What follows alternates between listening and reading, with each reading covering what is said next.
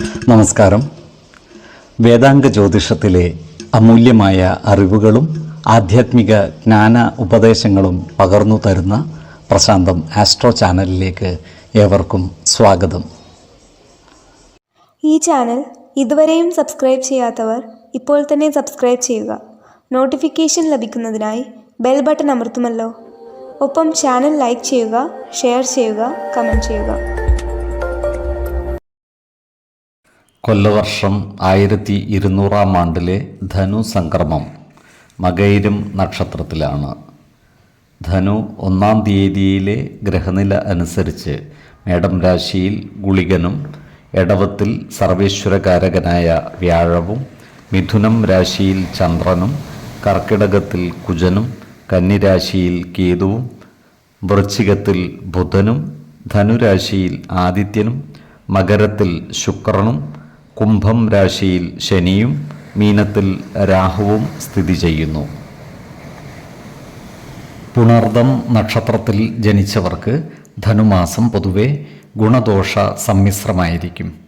ഈ നക്ഷത്രക്കാർക്ക് പ്രവർത്തന മേഖലകളിൽ പലവിധ മാറ്റങ്ങളും വന്നു ചേരുന്നതാണ്. സഹപ്രവർത്തകരിൽ നിന്നും സഹായ സഹകരണങ്ങൾ ലഭിക്കുന്നതാണ്. അതുപോലെ ജോലിയിൽ സ്ഥിര നിയമനം ലഭിക്കുന്നതുമാണ്.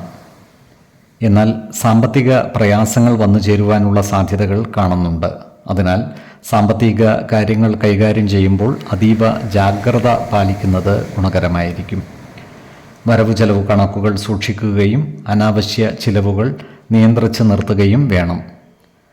ദൂരദേശങ്ങളിൽ ജോലി ചെയ്തു വരുന്നവർക്ക് നാട്ടിലേക്ക് വരുവാനുള്ള അവസരം ഒത്തുവരുന്നതാണ്.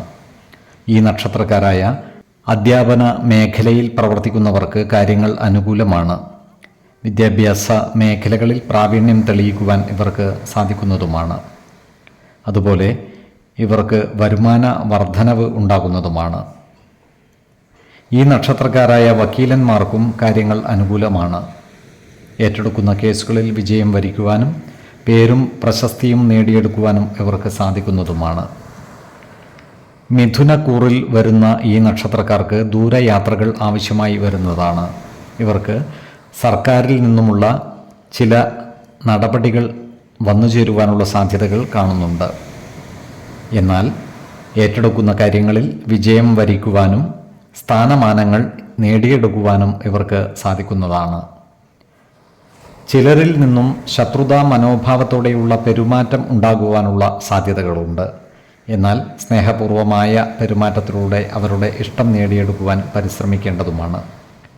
സ്ത്രീകളിൽ നിന്നും അനുകൂലമായ പെരുമാറ്റവും സഹായങ്ങളും ഇവർക്ക് ലഭിക്കുന്നതാണ്. അതുപോലെ ഗൃഹ ഉപകരണങ്ങൾ വന്നു ചേരുന്നതുമാണ്. കർക്കിടകക്കൂറിൽ ജനിച്ചവർക്ക് ധനനേട്ടവും കാര്യവിജയവും സ്ഥാനലബ്ധിയും ഉണ്ടാകുന്നതാണ്. ശത്രുതാ മനോഭാവത്തോടെ പെരുമാറുന്നവരുടെ എണ്ണം കൂടുന്നതുമാണ്. എന്നാൽ ഇവരുടെ മേൽ വിജയം വരിക്കുവാൻ ഇവർക്ക് സാധിക്കുന്നതുമാണ്. ഈ കൂറുകാർ സ്ത്രീജനങ്ങളുമായി ബന്ധപ്പെട്ട് പ്രവർത്തിക്കുമ്പോൾ ജാഗ്രത പാലിക്കേണ്ടതാണ്. അനാവശ്യ വാക്കുതർക്കങ്ങളിൽ ഏർപ്പെടാതിരിക്കുവാൻ പ്രത്യേകം ശ്രദ്ധിക്കേണ്ടതുമാണ്. ഈ നക്ഷത്രക്കാർ ആരോഗ്യകാര്യങ്ങളിലും ഒരു പ്രത്യേക ശ്രദ്ധ പുലർത്തുന്നത് ഗുണകരമായിരിക്കും. 4, 17, 30 തീയതികൾ അനുകൂലമാണ്.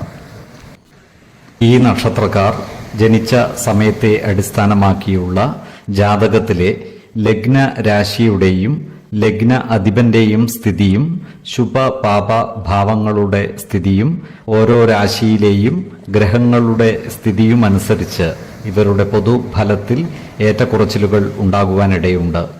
കുടുംബ ദേവതകളെയും ഇഷ്ട ദേവതകളെയും ഉപാസിക്കുന്നത് ഇവർക്ക് ആയുരാരോഗ്യ സൗഖ്യമേകും.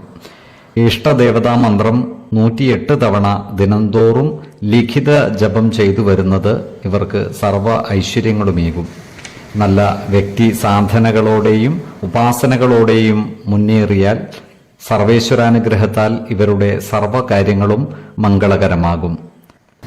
നന്ദി, നമസ്കാരം. ജ്യോതിഷരത്നം പ്രശാന്ത് കണ്ണോം.